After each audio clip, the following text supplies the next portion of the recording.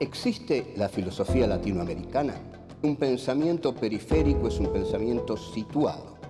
Europa se arroja sobre América Latina la herencia de los pueblos originarios, los proyectos de nación, el porqué de este pensamiento, el rechazo al colonialismo, la unión latinoamericana, la lucha de clases en Argentina, países subalternos, marginados, que no han participado de la centralidad de la historia. América Latina, filosofía y colonialismo.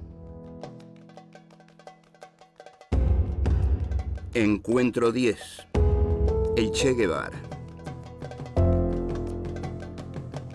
1. El imperialismo y las guerrillas latinoamericanas. 2. La Revolución Cubana. 3. Excepcionalidad o vanguardia. 4. La teoría del foco revolucionario.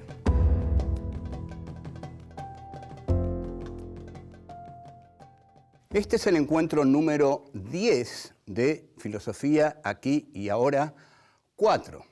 Este encuentro va a ser un tanto explosivo, porque si bien yo tengo una gran admiración y un gran respeto por el personaje que vamos a tratar, tampoco comparto muchas de las ideas que, digamos, están como fosilizadas acerca de este personaje, a quien se lo considera santo y heroico, porque se dice de él que es San Ernesto de la Higuera, porque murió en la escuelita, lo mataron en la escuelita de la Higuera, y el guerrillero heroico. Vamos a hablar entonces de Ernesto Che Guevara.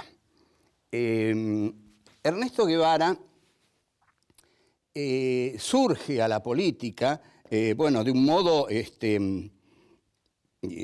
excepcional, porque en realidad surge como un joven aventurero que sale a recorrer América Latina. Es un joven aventurero que sale a recorrer América Latina, y América Latina en ese momento está en una lucha ideológica y práctica, que se va a transformar en práctica, todavía no es tan práctica, contra lo que se llama en ese momento el imperialismo yanqui. Esta era la fórmula, ¿no? El imperialismo yanqui. ¿Por qué imperialismo? Porque a partir del texto de Lenin, el imperialismo, etapa superior del capitalismo, el colonialismo como concepto entra en desuso. En realidad, el planteo que hace Lenin, basado en Rudolf Hilferding, el libro de Rudolf Hilferding es El Capital Financiero, se consigue, léanlo, es muy lindo libro. El libro de Lenin, entonces, lo que hace es distinguir dos etapas. Una etapa por la cual el colonialismo es un movimiento político de dominación que entra en el país y se queda en el país. Se instaura en el país. Por ejemplo, en 1830 Francia entra en Argelia y ahí se queda. Bien, entonces, por ejemplo, un hecho fundamental que está ocurriendo en estos momentos es que Estados Unidos ha vuelto al colonialismo, porque la guerra de Irak implica quedarse en los territorios que Estados Unidos ha tomado. Pero el imperialismo, a partir de la teoría de Lenin, que es la que conoce Guevara, es, como etapa superior del capitalismo, una dominación a través no ya de la dominación territorial, sino a través de la dominación de los capitales. Es un poco la frase que George Canning dice cuando reniega de la invasión, de las invasiones inglesas, y dice, basta, no hay que entrar ahí invadiendo con ejércitos, hay que entrar como mercaderes, como capitales, como capitalistas. Y en efecto, el empréstito Baring es el símbolo de eso, ahí nace nuestra deuda externa. Nosotros vamos a seguir aquí a Erich Hobsbawm, que está considerado como el más grande historiador marxista del siglo XX. Erich Hobsbawm, en su Historia del siglo XX, caracteriza a las guerrillas latinoamericanas de la década del 60, el 70, como que han padecido, que han sufrido las causas de un error espectacular. Es decir, Hobsbawm llama a todo lo que se hizo como movimientos guerrilleros en América Latina un error espectacular. Para la izquierda, la crítica es siempre incómoda, porque ante todo en la izquierda hay algo muy emocional y que son los muertos, porque la izquierda tiene mártires y la derecha tiene héroes y estatuas. Y esto es un poco el resultado de las batallas que han ocurrido y que las ha ganado la derecha. Ahora, faltarle el respeto a los mártires, a los hombres que dieron su vida por una causa, es algo que la izquierda siente de inmediato apenas se los critica. Es decir, le cuesta mucho entender que uno critique a alguien que dio la vida por una causa y que a la vez ellos no sientan que uno no le está ofreciendo el debido respeto. Pero no es así de ningún modo. Uno puede respetar a alguien como Ernesto Guevara. ¿Quién no puede respetar a Ernesto Guevara, que se ha transformado nada menos que en la figura de la rebelión? El hombre rebelde del siglo XX, el hombre rebelde que analiza, por ejemplo, Albert Camus en su libro El hombre rebelde, es sin duda alguna Ernesto Guevara, que dice además la frase típica, más hermosa que puede definir a un revolucionario. Y él dice, la virtud más hermosa de un revolucionario es sentir como propia cada injusticia que se cometa en cualquier lugar del mundo. Esta es una definición excepcional, porque no solamente va para el hombre revolucionario, va para cualquiera de nosotros. Cualquiera de nosotros, si se asume como una persona sensible, como una persona unida al mundo y asociada a las víctimas, debe sentir cada injusticia que se comete en el mundo como una injusticia que se comete contra sí mismo. Está esa famosa frase, cada uno que muere, en cada hombre que muere, muero yo, porque muere un poco de la humanidad. No preguntes por quién doblan las campanas, doblan por ti. Vuelvo.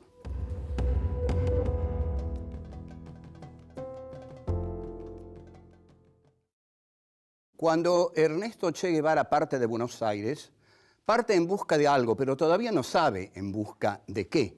En realidad parte en busca de un sentido para su vida. Todos aquellos que partimos es porque en el lugar en que estamos no estamos cómodos, porque no encontramos el sentido de nuestra vida. O sea, por eso Ernesto parte, sale de la Argentina y tiene la enorme fortuna de encontrar nada menos que a otro joven, como él un poco mayor, que es Fidel Castro.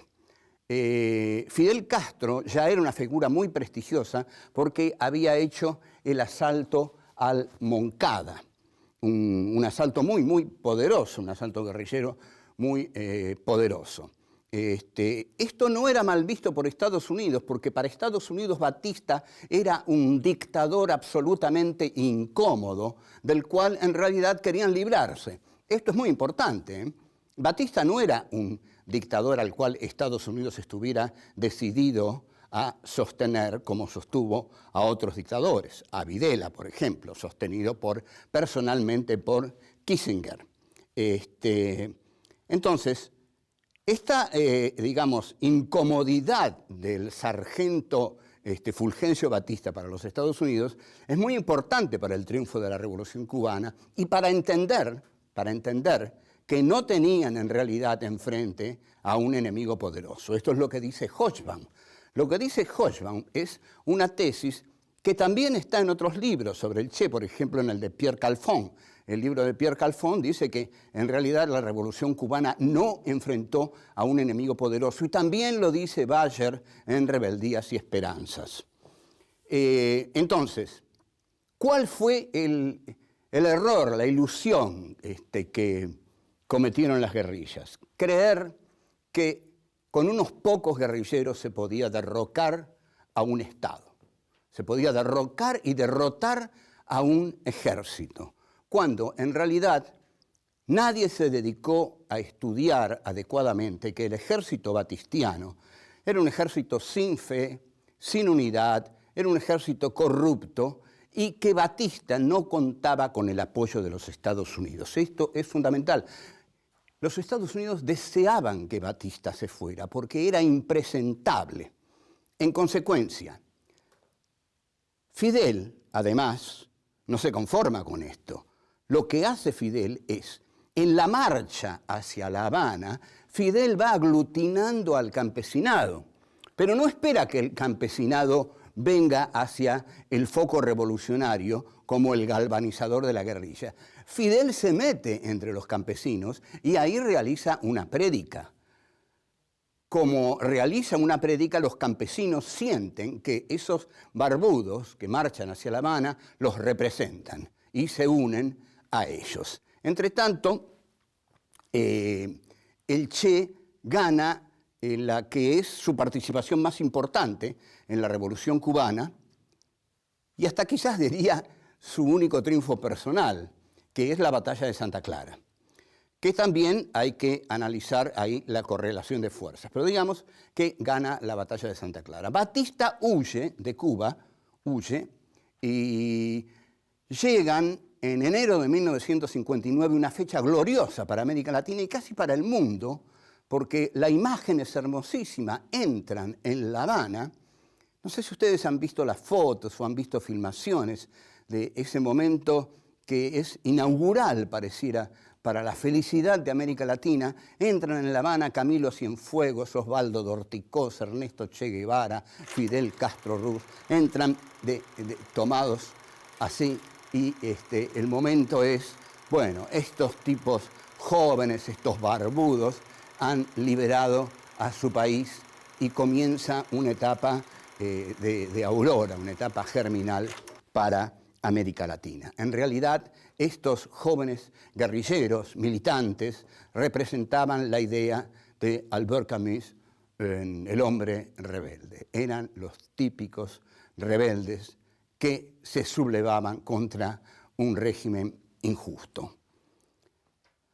O sea, que internacionalmente la Revolución Cubana lo tenía todo. Tenía el Caribe, tenía la juventud de sus protagonistas, tenía la heroicidad de sus protagonistas, tenía el apoyo del pueblo y tenía la validez de haber echado a un régimen criminal que había matado por lo menos 25.000 personas en los últimos tiempos, llenos de torturadores y, en fin, siniestro.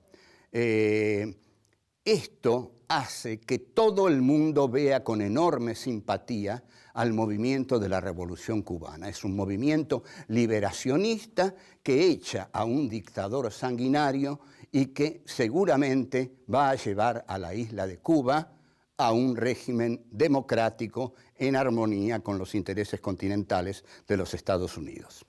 Vengo.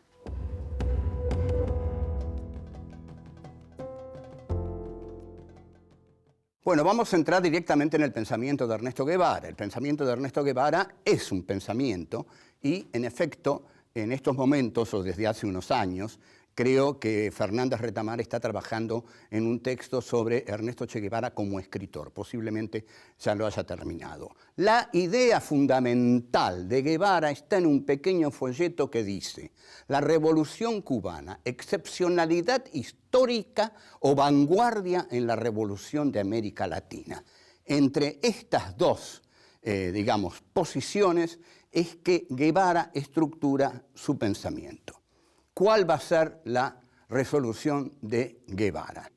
Que la Revolución Cubana no es una excepcionalidad y llama a los que sostienen esta tesis los excepcionalistas, con un desdén tremendo. Entonces, lo que dice que lo único que tiene de excepcional la Revolución Cubana es la extraordinaria figura de Fidel Castro, pero aparte de eso, la Revolución Cubana es el modelo y la vanguardia para la revolución en América Latina. Es decir, hay una exportabilidad de la revolución cubana que plantea Ernesto Guevara en este texto. Esta exportabilidad es muy discutible e incluso Osvaldo Bayer, en un texto de Rebeldías y Esperanzas, le dice a Guevara que tenga cuidado porque en la Argentina las fuerzas de represión son enormemente más poderosas que en la Cuba de Batista. Y Ernesto Guevara le responde, son todos mercenarios. Bien,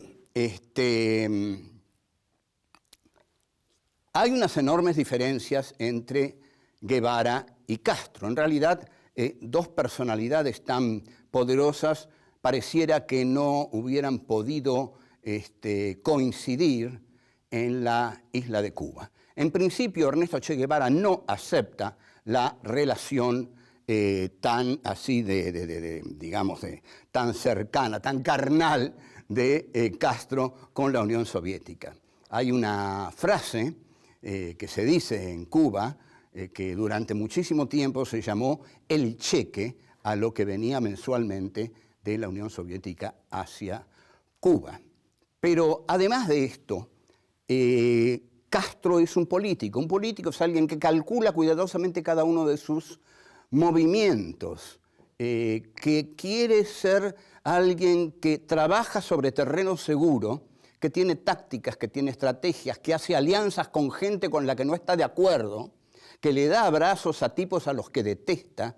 Por eso esto es hacer política. El Che no hacía política, el Che quería ser un héroe y en este sentido es que le dice finalmente a Fidel, yo ya no tengo lugar en Cuba, me voy. El fundamento que él tiene para su lucha es la liberación de los países de América Latina. Primero se va al Congo, donde fracasa en su intento de integrarse a esa revolución. Está un tiempo en Praga, donde nadie sabe qué es lo que hace. Hay un libro de Abel Pose sobre eso, pero no lo recomiendo. Finalmente lo que trata de proponer Guevara es una metodología de lucha contra el imperialismo, es decir, una metodología de lucha que implique una filosofía revolucionaria.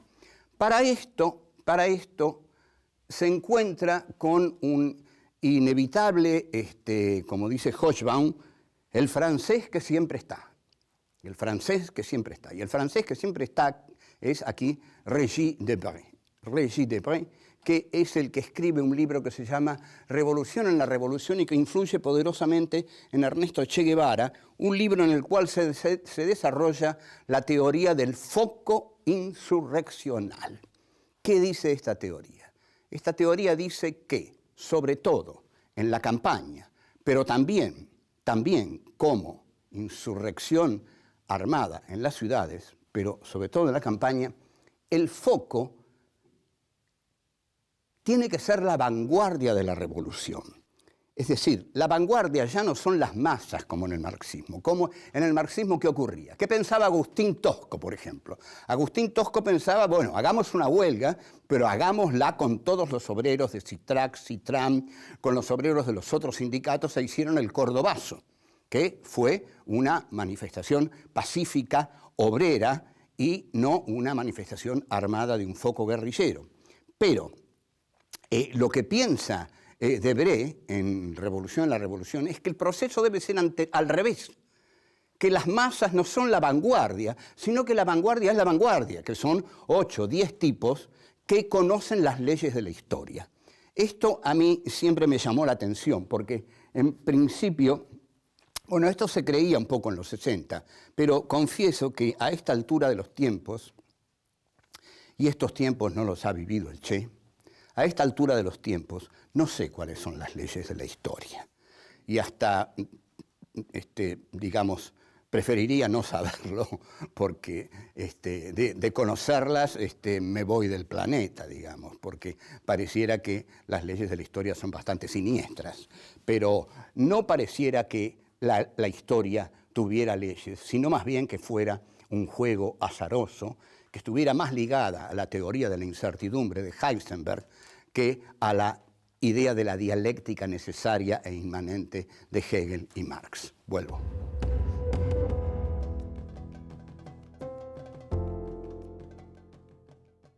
En ese momento en América Latina había una gran asimetría con el pensamiento europeo, lo cual demuestra también la enorme creatividad que había en América Latina, porque América Latina es un continente que siempre está detrás del pensamiento europeo. Sin embargo, en 1966 aparece el libro de Michel Foucault, Las palabras y las cosas, y Michel Foucault postula la tesis de el hombre ha muerto, que es muy complicada y yo la di en los cursos de filosofía. En cambio, en América Latina, el hombre no ha muerto, el hombre tiene que hacer la revolución y buscar al hombre nuevo, construir al hombre nuevo. Así que mal podía entrar Michel Foucault aquí en la Argentina en ese momento. Michel Foucault entró a fines del 75 con su libro Vigilar y Castigar, que es un libro sobre las prisiones.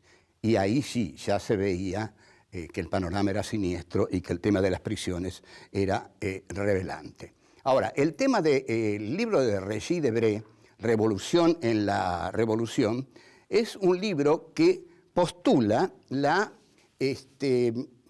teoría del foco revolucionario, que es una grave alteración de la teoría marxista. Para el marxismo, el ejemplo revolucionario es el de la Comuna de París. La Comuna de París no es ningún foco.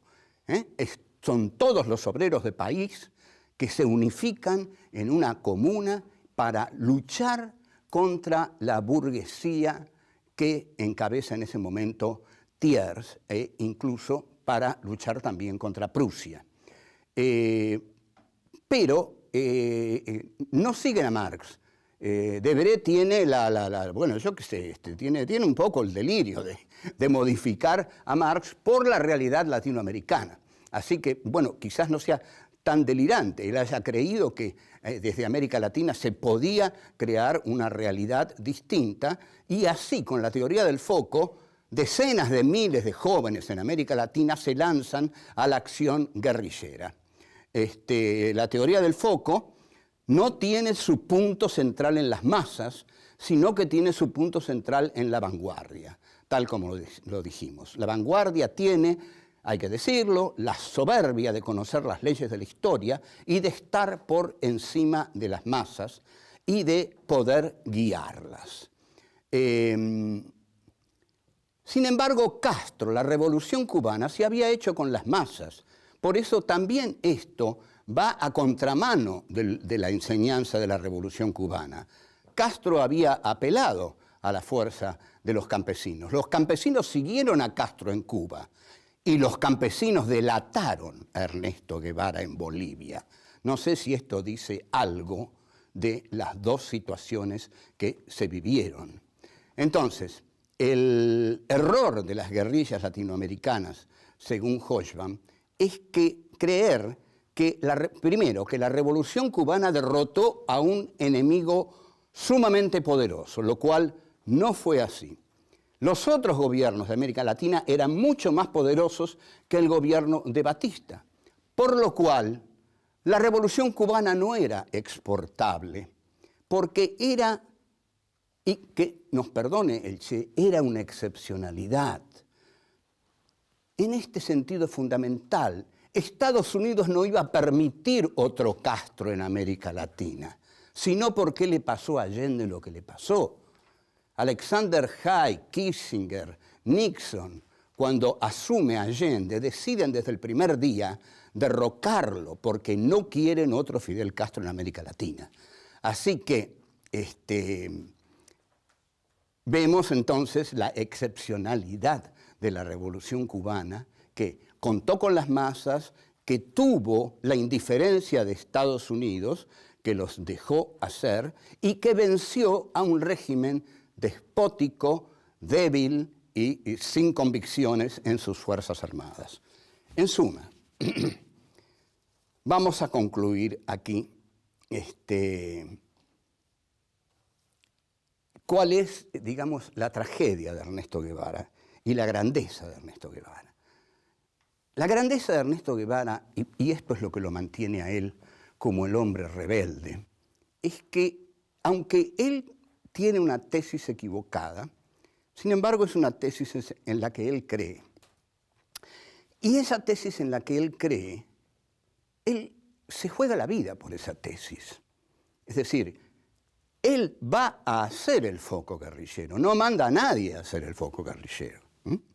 No es como otros jefes revolucionarios conocidos por nosotros, que desde México ordenaban contraofensivas y los pobres chicos eran masacrados mientras el líder estaba en México vestido de militar, a lo Galtieri, así, vestido de militar y ordenando contraofensivas. No, el Che es muy distinto, de aquí que este otro líder revolucionario que estoy nombrando no va a tener nunca la grandeza de Guevara. La grandeza de Guevara está en que es un asmático que va a una selva húmeda que lo va a matar solamente por eso. Pero además es un hombre de profundas convicciones que va a dar su vida por esas convicciones. El martirologio no tiene por qué ser exaltado, porque si solo vamos a tener mártires, nunca vamos a ganar. No sé si ustedes conocen el comienzo, y con esto me voy a despedir, de la película de Coppola sobre Patton, cuando Patton dice: nadie gana una guerra muriendo por la patria, más bien la gana logrando que el otro hijo de perra muera por la suya. Entonces, Ernesto Guevara, aunque se equivoca, encabeza el movimiento de su equivocación. Y esto lo lleva a una muerte de una cristicidad, por decirlo así, un martirologio crístico, que hace de él la poderosa figura que sigue siendo, que es la figura de un rebelde fiel a todas sus convicciones y que no va a renunciar a ninguna y no va a negociar ninguna. Este fue Ernesto Guevara. Gracias. Chao.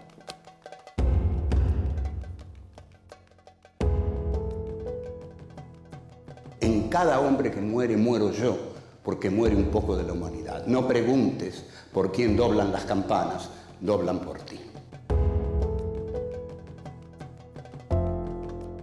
Si solo vamos a tener mártires, nunca vamos a ganar.